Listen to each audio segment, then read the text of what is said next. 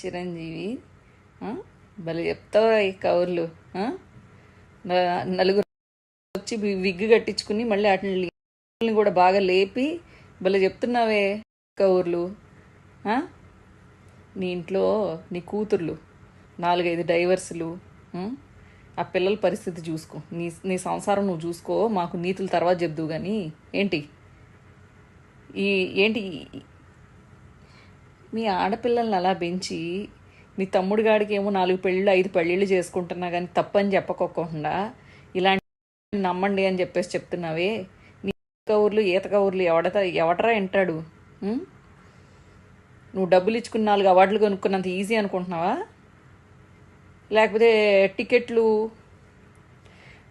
వచ్చే డబ్బులు కూడా అందులో కూడా వాటాలు తీసుకుని ఏంటి మీ ఊర్లో కనీసం లైబ్రరీ కట్టిస్తున్నాము, కొంచెం డబ్బులు ఇవ్వండి చిరంజీవి గారు అని అంటే ఆ ఇల్లు ఎప్పుడో అమ్మేశాంగా అని చెప్పేసి శని కౌరులు చెప్పేవంట కదరా. శని నువ్వు నీతులు చెప్తావేంట్రా?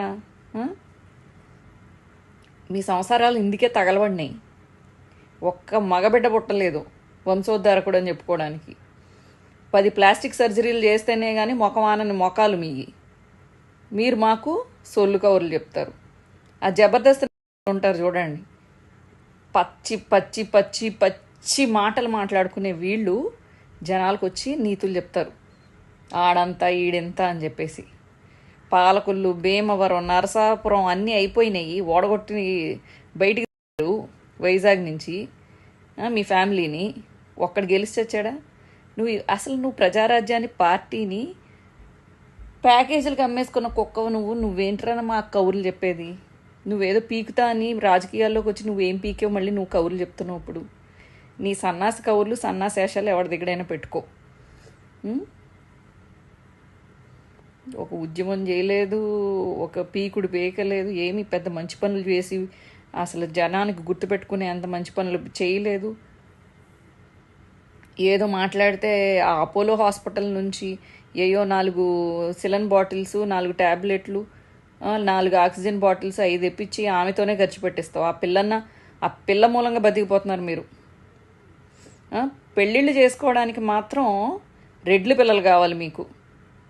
అల్లు అర్జున్ వైఫ్ అవ్వచ్చు, లేకపోతే నీ కోడలు అవ్వచ్చు, అందరూ రెడ్లు కావచ్చు.